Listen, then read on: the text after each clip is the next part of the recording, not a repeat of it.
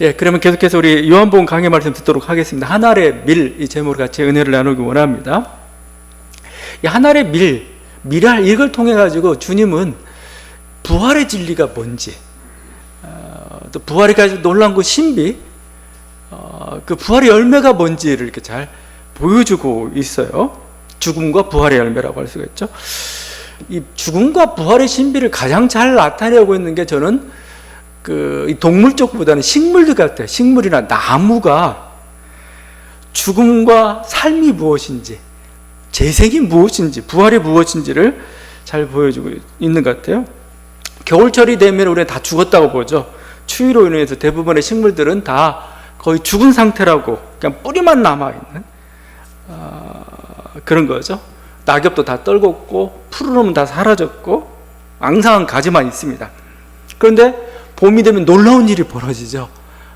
거기서 순이 나고 잎이 나고 꽃이 피고 또 가을엔 또 열매. 그게 바로 생명이죠. 삶이죠. 재생이죠. 부활을 잘 보여주고 있습니다. 또 그러다가 늦가을이 되면 이제 단풍으로 마지막 최후의 열정을 다 사르고는 또 어떻게 보면 죽음의 세계가 다시 시작이 되죠. 그런데 또 지나면 또 이게 반복이 되고 있습니다. 하여튼 이런 식을 통해서 식물들과 나무들은 영생을 하고 있어요. 나름대로.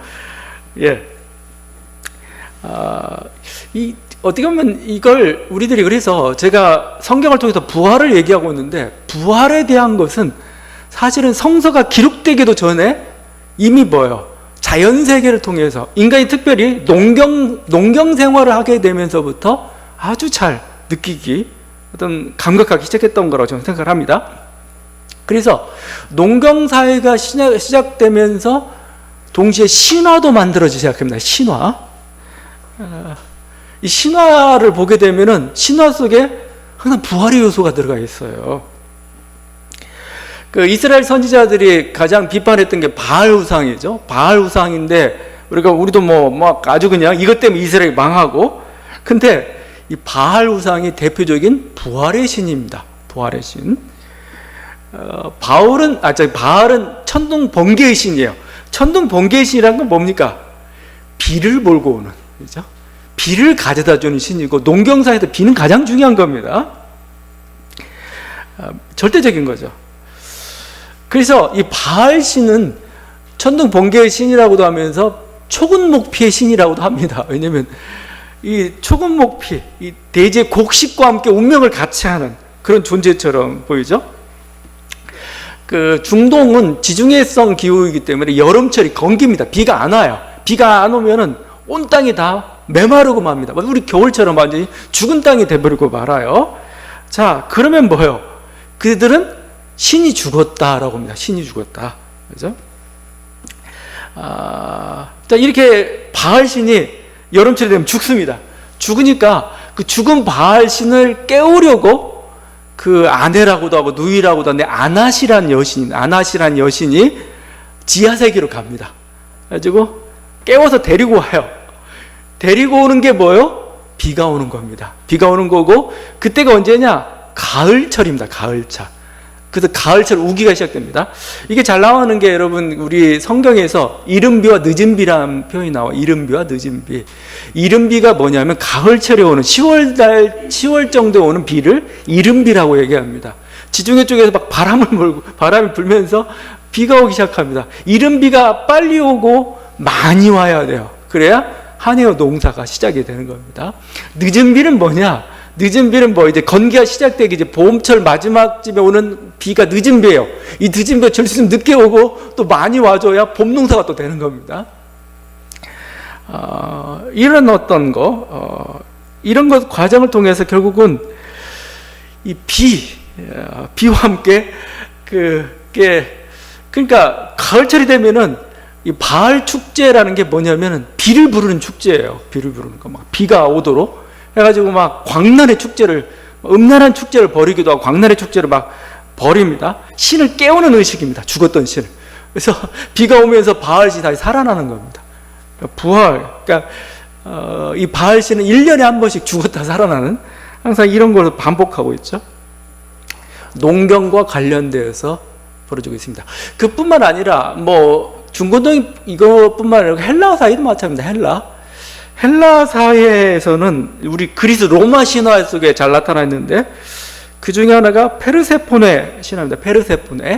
페르세포네가 그 어머니가 누구냐면 대지의 여신 데메테르예요.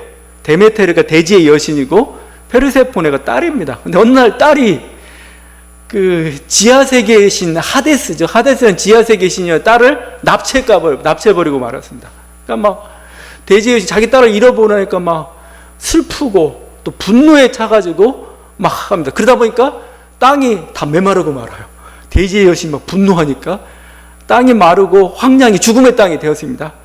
근데 데메테르 어머니가 그 소식을 어떻게 된지를 알고 지하 세계로 내려가가지고 자기 딸을 데리고 와요. 페르세폰을 데리고 옵니다. 그러니까 땅이 어떻게 돼요? 같이 꽃이 피기 시작합니다. 막 열매를 맺기 시작하고 풍요로워지기 시작합니다. 근데 페르세포네가 올 때 지하 세계 음식을 먹지 말아야 했는데 하나를 먹어요. 석류알 씨알 하나를 먹었던가? 먹었습니다. 석류알 씨를.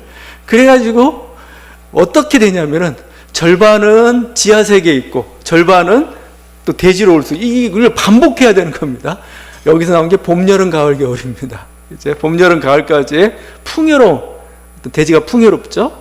근데 겨울철이 되면 죽음의 세계가 되죠. 유럽 같은 데 가면 여러분 정말 그걸 느낍니다. 유럽에서 살면은 정말, 우울증 안 걸리면 이상할 정도로 우물하다고 합니다. 우물하다고. 유럽에서 겨울을 나와본 사람들이. 그러다가 봄이 되면 갑자기 천국이래요, 천국. 이건. 꽃이 막 엄청난 다발로 그냥 지천으로 피는데 대단하죠. 그러니까 굉장히 뚜렷하게 나타나는 그곳인 거죠. 여기에도 어떻게 보면 제가 얘기하는 죽음과 삶의 또 죽음과 부활의 그래서 저는 예수 그리스도는 어떤 분이시냐, 예수 그리스도는 뜬금없이 부활해가지고 그냥 뭐 저걸 믿어 말아 과학적 뭐 그걸 따지기 전에 인류가 꿈꿔왔던 염원이에요. 염원. 그죠?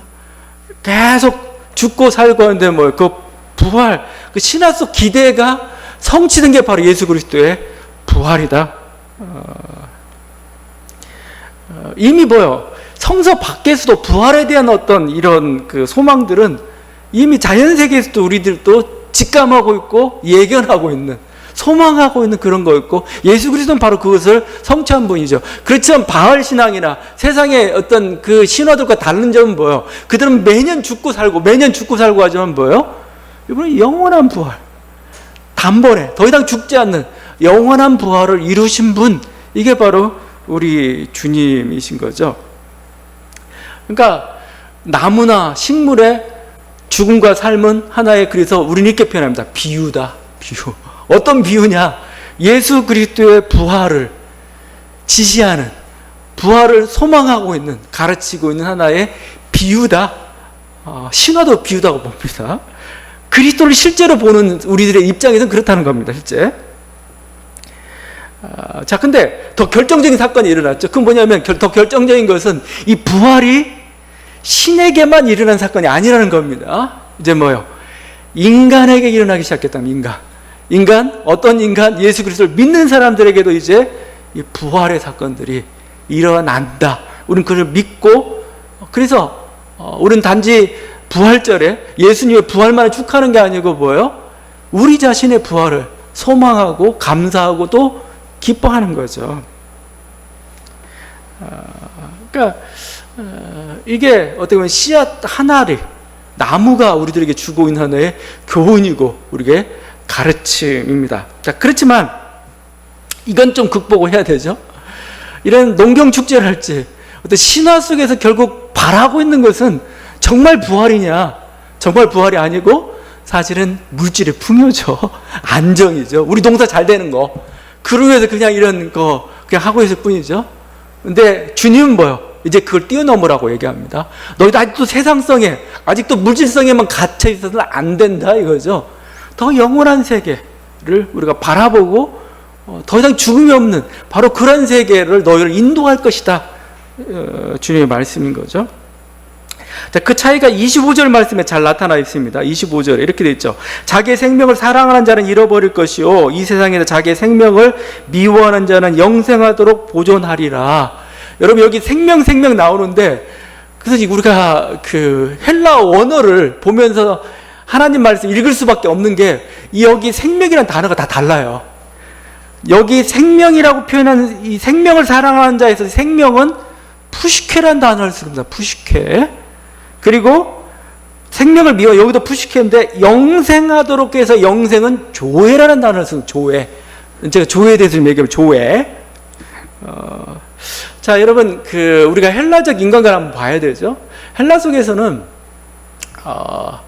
보통 우리가 영혼과 육신으로 이렇게 나눠졌다고 생각하죠. 육신을 지칭하는 단어가 여러 가지가 있어요. 사르크스도 육신의 하나고 소마도 육신입니다. 근데 영혼을 지칭하는 헬라어가 푸시케입니다. 푸시케. 푸시케는 나비란 뜻도 가지고, 나비. 왜 영혼을 나비라고 했는지 모르겠어요. 그래서 그 푸시케 여신이 있습니다. 실제 푸시케 신 보게 되면 날개를 달려서 나비처럼. 그래서 몰라요. 우리 영혼이 이렇게 나비처럼 팔랑거리는 건지 위태로운 건지 뭔가 가벼운 건지 모르겠습니다. 하여튼 푸시케라고 합니다. 근데 동시에 이 푸시케는 영혼을 가리킬 뿐만 아니라 이 영혼을 통해서 사람 목숨을 가르치는 단어도 푸시케를 씁니다.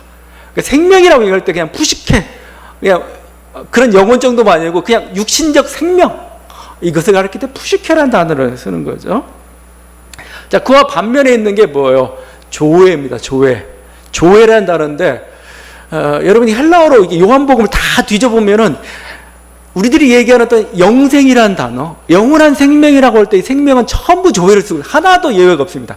전부 조회라는 단어를 쓰고 있어요. 푸시케 쓰질 않습니다. 예수님이 내가 빛이요 생명이다 얘기할 때, 내가 길이요 진리요 생명이다, 내가 영생을 주라. 영생이라는 단어가 아이오니스 조회예요. 조회. 그러니까 조회라는 단어를 일부러 쓰고 있어요. 푸시케라는 단어를 안 쓰고 있어요. 그건 왜냐하면 푸시케라는 생각을 할 때 우리는 자꾸 이 세상 속에 갇혀진 어떤 그런 걸 자꾸 생각하니까 그거 아니다. 내가 주려는 것은 그 생명 아니다라는 겁니다. 나는 이 세상을 초월한, 이 세상 너머에 있는, 또 더 이상 썩지 않는, 더 이상 죽음이 없는 영원한 생명을 너에게 주고 싶다. 그게 우리들이 바라보며 나가야 될 가치다, 이렇게 얘기하고 있어요. 푸시케의 생명을 추구한다는 건 결국 뭐예요? 장수를 추구한다는 것밖에 말이 안 돼요. 나 오래 살고 싶어. 나 건강하게 살고 싶어. 날 번영하며 내 육신을 행복하게 싶어. 이게 푸시케의 생명을 추구하는, 우리가 원하는, 농경사에 사실 원했던, 꿈꾸는 부활의 세계가 그런 세계였어요. 그게 아니라는 겁니다. 그게 아니고 오히려 너희가 푸시케 생명에 집착하면 집착할수록 더 소중하고 더 영원한 생명을 놓쳐버릴 수가 있다 이거예요. 영원한 생명을. 집착을 버리고 미련을 버리고 탐욕을 버리고 오히려 이것을 미워할 때 진정한 생명을 얻을 수가 있다라고 계속 말씀하고 있는 거죠.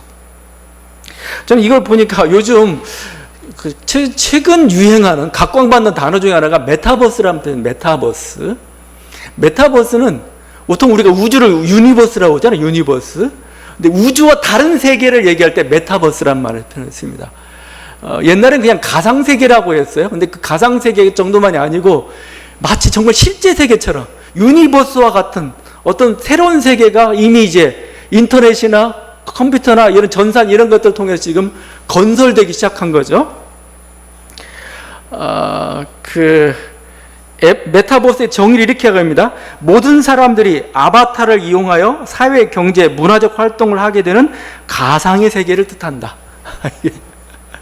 막 3D 여러 가지 것 해가지고 정말 실제처럼인데 나의 아바타가 하나 있어가지고 정말 듣는 것처럼, 단순한 정도가 아니고요. 그야말로 저는 이건 가장 잘 구현한 게 매트릭스죠. 영화 매트릭스가 가장 잘 구현했던 그 세계인데, 실제 이 세계에서 소통도 하고 뭔가 이렇게 자기 원하던 것도 하기도 하고 막 이런 거죠. 근데 지금 제가 메타버스 얘기를 하는 것은 유니버스가 실제죠. 메타버스는 가상이죠. 근데 메타버스 세계에서 우리가 살다 보면 이게 실제처럼 돼버리는 거죠, 이게. 그 매트릭스라는 영화가 하여튼 우리 주는 충격이 굉장히 커. 전 21세기에 나왔던 영화 중 가장 충격적인 게 사실 매트릭스라는 그 영화였어요. 아, 우리들이 갑자기 이거 완전 불교적일 수도 있어요. 우리가 살고 있는 세계가 허상의 세계구나, 이거죠. 진짜 세계는 저기 있는데, 지금 예수님이 말씀하고 있는 게 바로 이겁니다. 푸시키 생명을 추구한다는 건 결국 뭐야? 이 메타버스 안에서 뭐예요? 풍요로움을 추구하고 있는. 그러다 보면 뭐예요? 진짜 세계 여러분 못 봐. 진짜 세계를 못 보고 진짜 생명을 얻을 수가 없어. 조의 생명 어디야 진짜인데, 이게 진정한 만족이 있는 거, 진정한 영원함이 여기 있는데 왜 이런 거죠? 메타버스 속에서 추구하는 뭐예요? 푸시키 생명을 그만둬라. 그걸 미워해야 네가 진정한 부활에 이룰 수가 있다. 조의 생명에 이룰 수가 있다, 이거죠. 아마 우리는 메타버스 세계에서도, 만약에 여러분 메타버스 속에서도 여전히 막 이럴지도 몰라요. 부동산 투기에, 그 다음에 자녀 교육에, 그 다음에 정치에 막 목을 메고 그러면 웃기잖아요. 야, 그 목맬 필요 없어. 즐겨, 그냥. 즐기고, 나중에 좀 의미 없으면 버려버리고, 또 새로운 것 하고, 이렇게 유니버스 세계 속에 있는 사람은 우습게 보일 겁니다. 근데 메타버스가 달아난 사람에게서는 이런 추구, 이렇게, 이러면 진정한 세계를 못 보는 거죠. 이게 지금 오늘 예수님의 말씀입니다. 네가 진정한 생명을 얻어라. 우리는 그걸 향해서 나아가요. 그러기 위해서는 뭐예요? 육신적 삶, 육신적 풍요, 푸시키 생명을 위하는 이거에서 미워해라, 오히려 버려버려라. 그래야 진정한 것을 볼 수가 있다, 이렇게 얘기합니다. 이 씨앗이 주어진 여러 가지 교훈들은 이 여러 가지가 있죠. 이 하나의 씨앗이라는 것은 이렇게 어떤 정말 부활의 신비를 보여주는 게 씨앗이에요. 씨앗, 하나의 씨앗이라는 게. 이 하나의 씨앗이지만 이 씨앗 속에는 뭐예요? 정말 한 우주가 담겨 있습니다. 한 세계가, 한 인간이 담겨져 있고 한 세계가 담겨져 있는 거죠. 한 그루의 나무가 뭐예요? 이 씨앗이 있습니다. 그래서 이것은 농사하시는 분들이 그분들이 잘 알 것 같아요. 여러분 뭐 수박이나 참외나 막 맛있게 여름철에 먹죠. 그런데 그 수박 참외가 봐, 이 씨 하나를죠. 씨 하나를 심었는데 여기서 이만한 수박이 막 나와요. 씨 하나를 심었는데 막 참외가 주렁주렁 이렇게 막 신기하죠, 이거. 굉장히. 이게 씨앗이 가지고 놀라운 그 신비인데 부활의 신비가 그렇다는 겁니다. 부활의 신비가 우리가 썩을 것을 심는데 이 썩을 것을 통해서 너무 영광스러운 것, 너무 영화로운 것을 우리들이 얻게 된다. 고린도서에 나와 있는 그 바울은 이 부활의 신비를 이렇게 얘기합니다. 사람들이 물어봐요. 야, 육신 씹어서 뭘 거둘 건데? 육신이 그거지. 그러니까 바울이 이렇게 얘기해요. 네가 뿌리는 씨가 죽지 않으면 살아나지 못하겠고, 또 내가 뿌리는 것은 장래 형체를 뿌리는 것이 아니요 다만 밀이나 다른 것의 알맹이 뿐이로되, 여기서 하늘에 속한 형체가 나오고 해의 영광, 달의 영광, 이거죠. 죽은 자의 부활도 그와 같으니 썩을 것으로 심고 썩지 아니할 것으로 다시 살아난다. 씨앗 속에서 엄청난 놀라운 열매가 이렇게 맺혀지듯이 우리 육신의 열매가 죽음으로써 그냥 하나가 죽음으로써 하나가 나오느냐? 아니라는 겁니다. 하늘에 속한 뭔가 우리들이 알 수 없는 정말 그냥 해의 영광, 달의 영광 뭐 이렇게까지 표현하고 있습니다. 썩을 것에서부터 그 놀라운 것들이 이렇게 나온다. 그게 부활이다. 너에게 생각하는 것보다 더 대단해. 씨앗을 봐. 씨앗을 보면 느낄 수 있지 않느냐, 이거죠. 저는 이게 사실은 우주의 역사라고. 우주의 역사가 사실 부활의 역사예요. 우주의 역사가 저는 생명의 역사고, 진화의 역사가 사실은 생명의 역사라고 생각합니다. 죽음에서 생명으로 이렇게 나아가고 있는 거죠. 첫 시작은 정말 아무것도 없었어. 질서도 없었고, 어둠과 혼돈과 공허와 그냥 뭐라고 표현할 수 없는, 그냥 뭐라고 알 수 없는 그냥 그것만 있었습니다. 그것이라고 표현할 수밖에 없는. 근데 이게 빅뱅과 함께 막 갑자기 우주적 질서가 생기고, 갑자기 우주의 법칙이 생기고, 거기서 시간이 생기고 공간이 생기고 막 이럽니다. 그러다가 어느 시간이 되니까 생명이 탄생하기 시작합니다. 생명이 어느 정도 지나가다 보니까 의식이 탄생하기 시작합니다. 그래서 이제 진화론이라든지 이런 우주의 이런 것들을 거부하는 사람 중에 하나 항상 엔트로피 법칙을 얘기해요. 모든 건 다 무질서도가 증가하는 방향으로 가지 어떻게 이렇게 생명이라는 현상 역전현상이잖아. 보니까 저는 이렇게 표현하고 있어요. 엄청난 에너지를 써가지고 지금 뭐예요? 그 에너지를 생명 속에 다 집약시키고 있는, 그게 사실은 우주의 진화 역사라고 볼 수가 있습니다. 지금 아주 엄청난 에너지 속에서 단순한 것에서 복잡한 것으로, 여러분 우리 몸을 부분해준 최후의 알갱이는 누가 이긴 세 개밖에 안 남아요. 뭐냐면 빛이라는 광자하고 전자하고 양성자만 남아요. 이 세 개가 복잡한 원자를 이루고 분자를 이루고 화합물을 이루고 생명체를 이루고 의식을 이루는 아주 엄청난 일이죠. 고도화된 생명체가 지금 나오고 있어요. 그러니까 어떻게 우주는 부활을 향해서 저는 가고 있다고 봐요. 우주는 뭐 죽음에서부터 생명을 향해서 이렇게 나아가고 있는 것, 썩을 것을 심었는데 거기서 썩지 않는 영원한 것이 나오고 있는 게 우주의 역사고, 우리는 뭐요? 아직도 우리가 기대할 게 있다 이겁니다. 아직도 여기서 끝나지 않았다 이거죠. 끝나지 않았고, 우리는 뭐요? 더 높고 더 깊고 우리가 알 수 없는 그 신비의 세계로 우리의 인간의 생명은, 인간의 의식은 발전해 갈 것이다. 저는 이게 부활이라고 봐요. 이게 하나님의 주신 그 약속인 거죠. 여러분 이런 예측을 잘 해야 됩니다. 예견을 잘 해야 됩니다. 여러분 우리 뇌의 구조가 그래요. 뇌의 구조가, 우리 뇌의 구조가, 제가 요즘 한참 이쪽에 꽂혀가지고 많이 이제 강의도 듣고 막 책도 읽고 막 사보는데, 뇌의 구조가 예측 구조로 되어 있어요. 여러분 그 단순하죠. 여러분 만약에 여기서 돌멩이 하나가 날아와요. 피하죠? 왜 피해요? 예측한 겁니다. 이렇게 와서 딱 많이 나 죽어, 쓰러져. 그러니까 뇌 구조 자체가 예측 구조, 모든 게 다 되어 있습니다. 예측 구조죠. 싹 피하고 싹 가는 거죠. 자, 그것처럼 뭐죠? 이걸 좀 길게 예측하는 사람들을 선지자라고 합니다. 선지자. 이제 이 정도 차원이 아니고 인류 역사와 그 모든 것들을 통해서 과연 우리들 앞에 어떤 운명이 우리들에게 닥칠 것인지, 어떻게 해야 우리가 저쪽으로 갈 수 있을 것인지, 그걸 예언하는 사람들이 선지자라고 하는 거죠. 그게 뛰어난 사람들이 있습니다. 우리는 이제 예측하는 거죠. 주님 뭐죠? 말씀을 통해서 우리들에게 새로운 예측을 보여준, 그게 부활인 겁니다. 부활. 우리는 어떤 그래서 이게 예수 그리스도가 보여줬는데 우리는 아직도 감이 안 잡히죠. 왜냐하면 직접 만지지 못했기 때문에. 그러나 그걸 소망하면서 우리들이 나아가고 있는 거죠. 썩을 것을 심어가지고 썩지 않을 그런 위대한 것을 바라보며 나아가고 있는 겁니다. 이게 여러 가지 시에, 사실 오늘 말씀 통해서 시 하나를 주는 결정적인 어떤 그 교훈들, 어떤 그 가르침들은 하여튼 굉장히 큰데, 이거죠. 가장 단순한 것은 오늘 예수님 말씀대로 씨 하나를 썩고 죽으면 그로부터 수많은 씨앗들이 나온다. 그죠? 우리 알고 있는 거지만 아주 매우 놀라운 진리입니다. 그 예수님을 헬라인들이 찾았어요. 왜 헬라인들이 여기 갑자기 등장했는가? 이건 조금 여러 가지 해석이 가능할 수가 있습니다. 뭐 이방인들인가?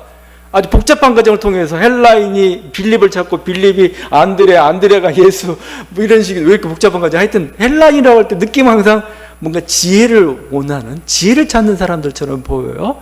예수님이 주신 지혜는 뭐예요? 삶의 지혜이기도 하고 실천적 지혜, 실제적인 힘과 능력을 가지고 있는, 그러니까 말장난이 아니고 그 지혜를 줍니다. 그게 뭐냐면 24절이죠. 내가 진실로 너에게 이르노니 하나의 밀이 땅에 떨어져 죽지 아니하면 하나를 그대로 있고 죽으면 많은 열매를 맺느니라. 이게 진짜 그렇죠. 씨알 하나를 안 죽고 자기만 충실하겠다 해가지고 뭐 헬스도 하고 다이어트도 하고 열심히 먹고 뭔가 자기를 높이고 명예롭게 하고 자기 보호에 힘쓴다면은 어떻게 되겠습니까? 물론 잘 되면 토실토실한 씨 하나 남겠죠. 야, 넌 토실토실하구나. 참 좋다. 근데 뭐요? 만약에 이 씨앗이 뭐죠? 자기 생명을 돌아보지 않고 땅속에 묻힙니다. 묻혀가지고 막 썩습니다. 자기 존재 완전히 사라집니다. 근데 무슨 일이 일어납니까? 거기서 싹이 나기 시작해요. 나무가 막 자라기 시작해요. 꽃이 피고 열매가 맺더니 열매 속에서 정말 씨앗이 나오는데 수백 배, 수천 배, 수만 배도 나옵니다. 수만 배. 다른 씨앗들이 이렇게 나오기 시작하는 거죠. 이게 씨가 우리들 가르쳐준 그 교훈이고, 우리 주님이 지금 말씀하시는 거죠. 내가 죽어야 된다 이거죠. 내가 죽으면 수많은 씨앗들을, 수많은 열매들을 맺게 될 것이다. 바로 예수 그리스도의 죽음을 통해서, 예수 그리스도의 희생을 통해서 뭐죠?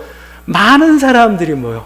이 부활의 생명을 얻게 되었던 거죠. 이게 부활의 진리인 거죠. 이건 그래서 부활의 진리뿐만 아니라 옛날 그 순교자들이 가지고 있었던 그 믿음이었습니다. 순교자들이 그 초대교회 많이 핍박을 당했죠. 근데 이 죽음이라는 것은 우리는 죽으면 천국가 이렇게 얘기하겠지만, 내가 죽지만 이 죽음이라는 것은 그냥 이 세계에서만 의미가 있는 게 아니라, 저 세상에서만 의미가 있는 게 아니라 이 세계도 의미가 있는 죽음이다. 왜? 내가 죽음으로써 뭐예요? 더욱더 예수 그리스도의 이름은, 아니면 교회는 더 성장할 것이다. 이게 터툴리안 말입니다. 터툴리안이 이렇게 얘기했어요. 너희들은 우리들을 십자가에 매달고 고문하고 때리고 죽여라. 너희들의 하는 짓이 극심할수록 우리들은 더욱더 큰 효과를 거둔다. 참으로 순교자의 피는 그리스도교의 씨앗이니라. 라고, 그리스도교의 씨앗. 그러니까 순교자가 있는 그곳, 그 교회는 흔들리지 않습니다. 실제 그냥 정말 마치 산 것처럼 그 신앙을 굳건히 붙잡고 있는 게 순교자.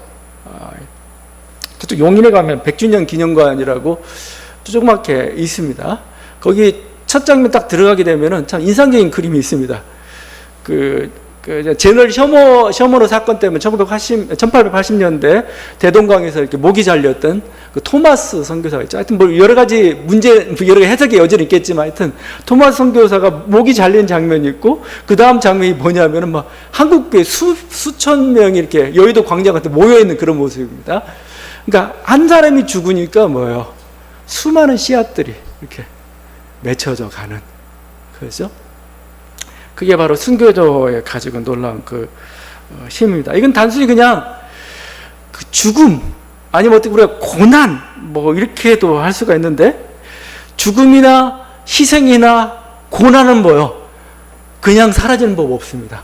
그게 의로운 죽음이고 하나님 뜻에 맞는 그런 고난이고, 그렇다면 그것은 사라지지 않습니다. 반드시 더 풍성한 열매를 가져다 준다. 그렇죠? 물론 여기에는 뭐요? 여러분이 우리들이 이게 어떻게 보면 주님의 법칙이기도 하고 그래요. 씨앗이 죽어서 많은 열매를 맺듯이, 그냥 한 사람의 죽음은 우리들이 처음 볼 때는 그냥 막연히 이거 실패했어. 한 사람의 고난은 막연히 패배했어. 우리가 힘에 밀렸어. 이렇게 표현할 수가 있는데, 그렇게 보지 않아요? 하나님이 이뤄가는 역사는, 아니면 하나님뿐만 아니고 자연세계가 이뤄가는 역사는 아니에요.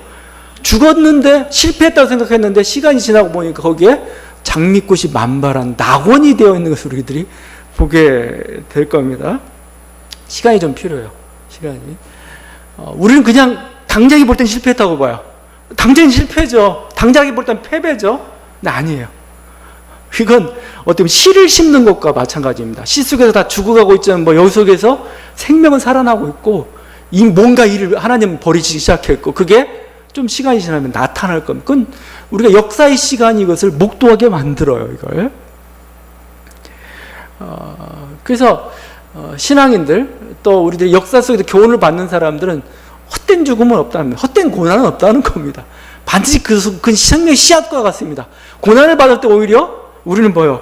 하나의 영광의 씨앗을 심는 것과 같다라고 우리는 봐야 되는 거죠. 이게 신앙인들이 가지고 있는, 하나님을 자기 어떤 인생과 역사 속에 계산에 넣는 사람들의 기본 믿음이고 소망인 거죠. 제가 가끔 얘기했지만, 예전에 하여튼 8.15 광복제류가에서 민족 사랑과 관련돼 가지고 가장 많이 읽혔던 책 중, 사람들이 사랑했던 책이 함석근 선생의 책이죠. 뜻으로 본 한국 역사. 근데 원래 뜻으로 본 한국 역사, 그 책 거의 제가 아는 굉장히 민족을 사랑했던 분은 한쪽에 뜻으로 본 한국 역사, 한쪽에 성경책 2개 들고 다녔다고 얘기해요. 원래는 뜻으로 본 한국 역사가 아니고 고난으로 본 한국 역사입니다. 고난. 근데 고난에서 고난에 약간 부정적인 느낌이 들었던 모양입니다. 뜻으로 바꿨습니다. 뜻. 그게 CR인 겁니다, 사실은요. 그게 고난이 CR인 거죠. 뜻으로 항공경사로 바꿨는데, 함석헌은 이렇게 얘기했습니다.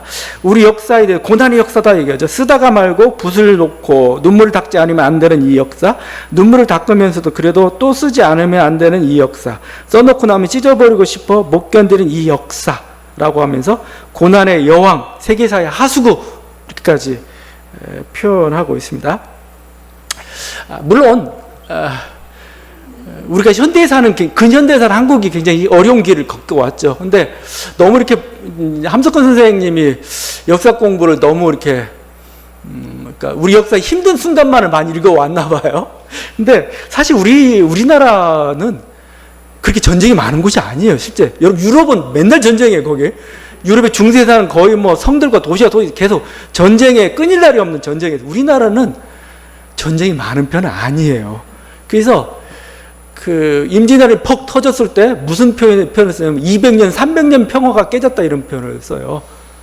임진왜란 이후에 마지막 19세기 근대의 아픔을 겪기까지도 또 수백 년의 평화가 있었습니다. 그러니까 우리나라는 이런 게 있습니다. 전쟁이 없을 때는 굉장히 평화로운 시간이 길어요. 근데 한 번 전쟁이 나오면 대규모 전쟁입니다. 이건 국제전입니다. 항상 이게 항상 거의 그 역사 속에서 그렇게 진행되어 왔어요. 그냥 국제전이라서 완전 전국토가 아니면 모두가 그냥 아주 고통을 겪는 임진왜란 그렇죠. 물론 뭐 앞에는 뭐 몽고와 원나라와 또 삼국시대 때 그랬죠. 또 근대화 때 그냥 우리만의 전쟁이 아니었잖아요. 러일전쟁, 청일전쟁 뭐 이상한 나라들이 와가지고 우리나라에서 막 벌어지면서 일어났던 거죠. 근데 하여튼 역사 속에서는 일어났던 고난들이 있어요. 어떻게 보면 지금 우리 시대는 어떤 시대냐? 정말 어떤 우리 선배들이, 우리 조상들이 19세기부터 어떤 제국주의 어떤 이런 어떤 속에서 제대로 반응하지 못하고 그리웠던 그들이 뭐예요? 이제 그 연장선에 된 고난이죠. 그 고난 속에서 뭐죠? 우리 길을 찾아가는, 고난의 답을 찾아가는 그 시기가 바로 우리 때죠. 우리는 고난당한 때는 아니고 하나의 민족사 속에서 뭐죠? 이미 고난은 당했고 이 고난을 수습해가는 속에서 열매를 맺어가는 시기가 바로 우리들의 시기라고 하죠. 자, 그러면서 함석헌 선생님 이런 얘기합니다. 고난만 바라보면 안 된다는 거죠. 이렇게 하죠. 고난은 인생을 위대하게 만든다. 고난을 견뎌냄으로써 생명은 한 단계씩 진화한다.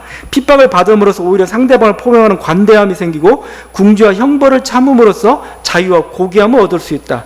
개인에게나 민족에게나 위대한 성격은 고난의 선물이다. 고난이 한 민족을 위대하고 강하게 만들어줍니다. 일제의 그 침략이 있었기 때문에, 침략 때문에 우리 민족은 더욱더 강해진 거죠. 분단의 아픔이 있었기 때문에 그걸 극복하는 과정 속에서 뭐죠? 마치 상처를 보듬고 안고 싸우고 막 그러면서 결국 우리는 강하게 되었던 거죠.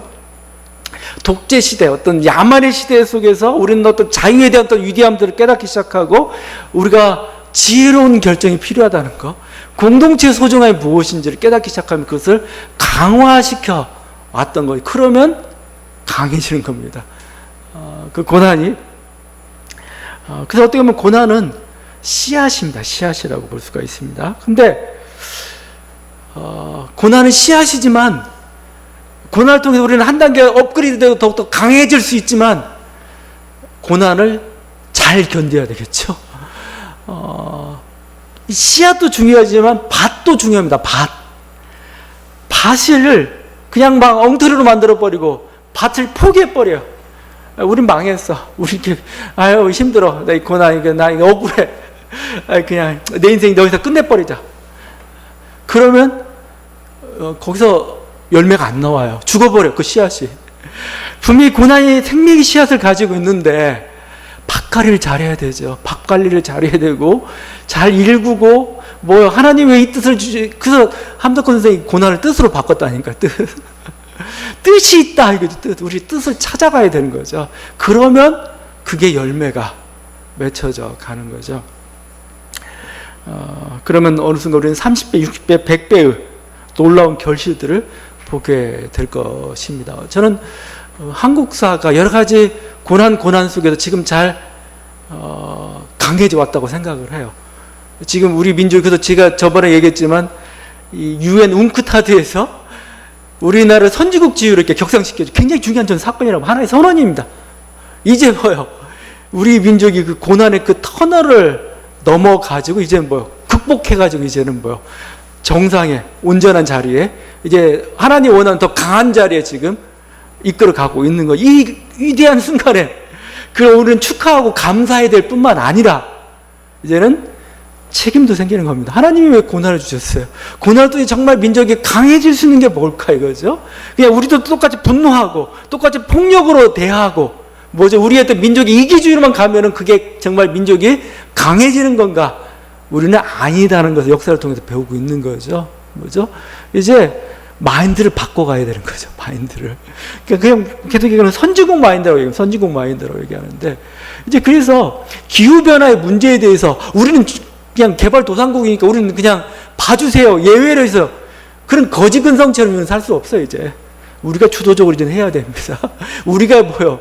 지구의 기후와 지구의 평화와 지구가 오래 또 존속하기 하는 걸 길을 가야 돼요.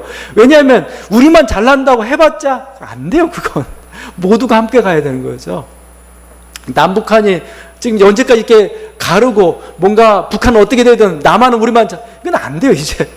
이제 뭐 식량을 갖다 주고 뭐 의료 지원하게 되면 뭐 퍼주기니 이런 식으로 이런 태도로 해서는 남한도 못 살아요. 그거 가지고는 하나님 주신 뜻이 있는데, 그죠? 뜻이 있는데 이거 좀 우리들 거기에 맞게 위치에 맞게 이제 할 때 정말 더 강해지는 겁니다. 더 강해지는 거죠.